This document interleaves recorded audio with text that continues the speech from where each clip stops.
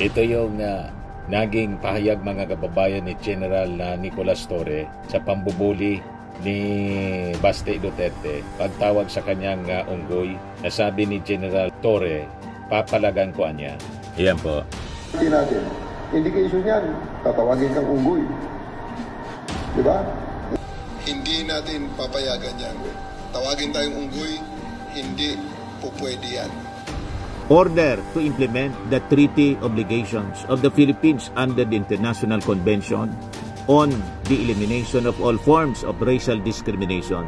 Do hereby decree in order that Section 1, all organization and all propaganda activities which promote and incite membership in any organization or participation in organized other propaganda activities which promote or incite racial discrimination.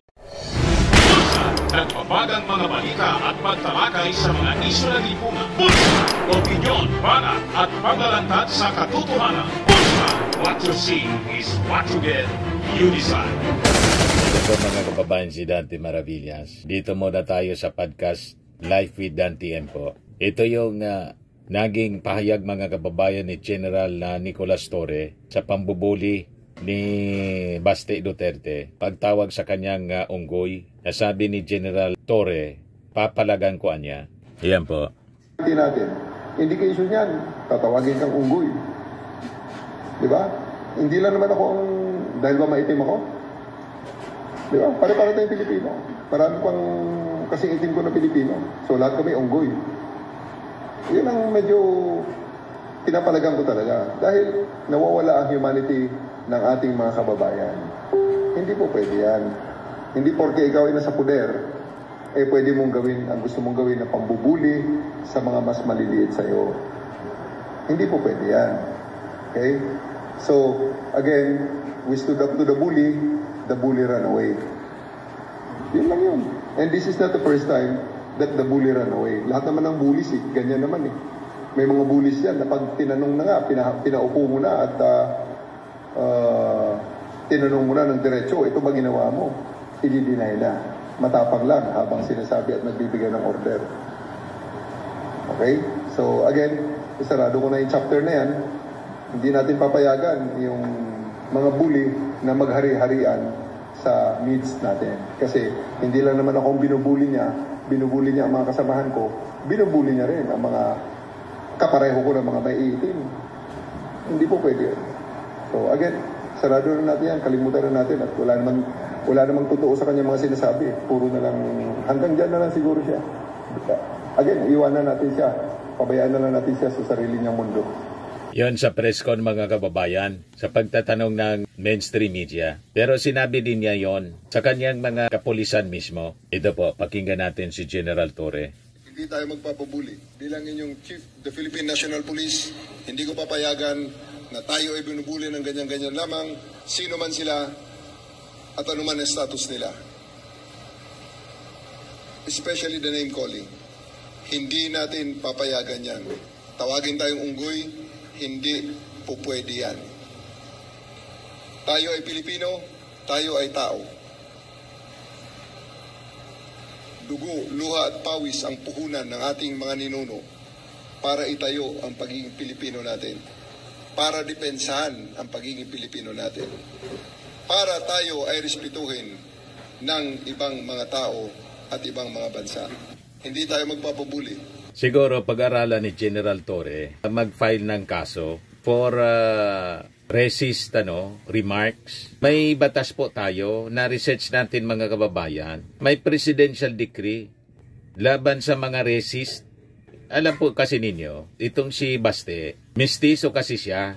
Ang kanyang nanay mga kababayan, German, si Elizabeth Zemerman. Kaya ang tingin niya sa sarili niya siguro, dahil mestizo siya, alam mo naman po sa mga Pilipino, tinitingala yung mga mestizo. Mataas ang pagkilala kasi tingin nila, pag nalahian ng iba, mga kababayan na lahi, ibang rasa, lalo ang mga Western people, tulad ng German, ang lahing German pa naman mga kababayan, alam na ninyo yung history ng Germany. Diyan ang yung bansa ni Hitler noon na naniniwala sila ay superior race. Aryan race nga po yung tawag ni Hitler, mga kababayan noon. So, baka ganon, mga kababayan, nananalay tayo sa kanyang dugo. Tayo po dito, ang mga Filipino, dugong kayo manggi, brown race tayo. Ang mga Western people kasi po, nilulockdown tayo. So, may batas tayo dyan, mga kababayan, presidential decree. Siguro,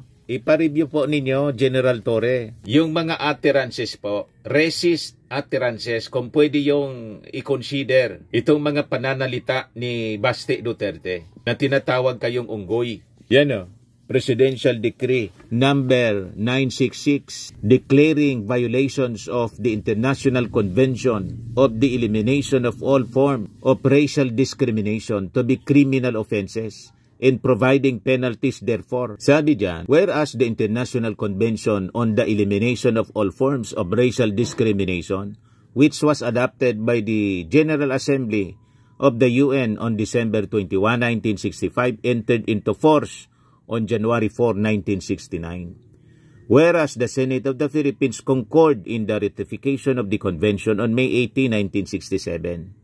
Whereas the instrument of ratification of the convention by the President was deposited with the Secretary General of the UN on September 15, 1967. Whereas the convention is now part of the law of the land, and whereas the convention provides in Article 4 that state parties shall declare an offense punishable by law or dissemination by law all dissemination of ideas based on racial superiority or hatred, incitement to racial discrimination, as well as all acts of violence or incitement to such acts against any race or group of persons of another color or ethnic origin, in also the provision of any assistance to racist activities, including the financing thereof. B, shall declare illegal and prohibit organizations and also organize in all other propaganda activities which promote and incite racial discrimination, and shall recognize the participation in such organization or activities as an offense punishable by law. C, shall not permit public authorities or public institutions, national or local, to promote or incite racial discrimination. Now, therefore, I, Ferdinand E. Marcos, President of the Philippines, yung tatay ng ating Pangulo, by virtue of the powers vested in me by the Constitution, and order to implement the treaty obligations of the Philippines under the International Convention on the Elimination of All Forms of Racial Discrimination, do hereby decree in order that Section 1, all organization and all propaganda activities which promote and incite racial discrimination and hereby declared illegal and prohibited. Section 2, violation of this decree as well as of Article 4, paragraphs A, B, and C of the International Convention on the Elimination of All Forms of Discrimination shall be punished with imprisonment of not less than 10 days nor more than 6 months. If the offender is guilty of the dissemination and advocacy of policies based on racial superiority, of hatred, incitement to racial discrimination, membership in any organization, or participation in organized other propaganda activities which promote or incite racial discrimination, or providing assistance to assist activities, racist activities, I should say, including the financing thereof. B, imprisonment of not less than 1 month, nor more than 1 year if the offender is guilty of inciting to acts of violence against any race or group of persons, or another color or ethnic origin, or is an officer or organizer of an organization engaged in propaganda activities which promote or incite racial discrimination. Section 3, the penalties provided in the preceding section shall be imposed in maximum if not offender B, government officer or employee. Government officer, mayor po, acting mayor si Baste. The imposition of the penalties provided in the preceding section shall be without prejudice to any liability which the offender may incur under other applicable laws. Section 4, the decree shall take effect immediately. So, I think General Torre, baka aware ka din naman itong presidential decree. Siyempre, pinag-aralan ninyo ito sa criminology, dyan sa PNPA. Ipa-review po ninyo ito sa abogado. Kuha kayo ng abogado. May abogado naman kayo dyan sa PNP. para madisiplina po itong si Basti Duterte. Ginagaya ng kanyang mga supporters. Lahat ng mga supporters nila, ang tawag na sa'yo, unggoy, at tuwang-tuwa sila. So kailangan siguro, tingnan natin kung itong mga actions, utterances na ginagawa po ni Basti Duterte ay pasok dito po sa presidential decree against racial discrimination. Kasi dahil po sa kulay ninyong maitim, tama kayo po nang sabihin ninyo, lahat ng mga Pilipinong maitim, ang tingin na ni Basti Duterte, unggoy na rin. Tama itong statement ninyo, hindi kayo pabubuli. Time to act siguro, General Torre. Kasi kung hindi ninyo gagawin, imagine kayo, Director General na kayo, PNP Director General, binubuli pa kayo ng isang acting mayor. Kasi dati siyang, anak siya ng dating Pangulo. So hindi pa pwede ang ganon. Huwag ninyo pong palampasin. Pa-review ninyo itong mga ginawang masasamang binitawang salita. Tinawag kayong unggoy. Kung pasok ito na violation sa anti-racial discrimination law, isang presidential decree. So yun man lang po mga kababayan. Kung hindi pa po kayo nakasubscribe dito sa ating YouTube channel, Life with Dan TM, click subscribe nyo po. Lagi nating tatandaan, sa buhay natin po, you become what you believe. Ako po si Dante Maravillas. Bye-bye po. Ito God naman bless. po, Firmax Firming and Lifting Cream, pinapahid po sa mga pulses in affected area. Mainam po sa paninigas ng mga kaso-kasuan. Ito naman po, Automax Radiant Serum. Sa mukha naman yung application, anti-aging po siya. You will look 10 years younger than your age. Sa mga cancer patients naman po, baka lang gusto ninyo itong itry. Neng siya red mixed fruit drink. Hindi mo po siya gamot, food supplement siya. Kaya lang, gawa siya mga kababayan sa goji berry. Yung goji berry, may anti-cancer properties. O ngayon, yung mga inquiries ninyo, dumiritso na lang kayo sa aming messenger sa Facebook para masagot namin agad. Ayos pa? Ayos na ayos niya, Mr. Maravilla. But anyway, ito po pala yung aming bagong product na binibenta online. I am worldwide amazing pure organic barley powdered drink mix from Australia. Negosyo to ng aking anak na architect entrepreneur Riz Maravillas. Ayan po. Kontakin na lang po ninyo siya, Riz Maravillas on Facebook.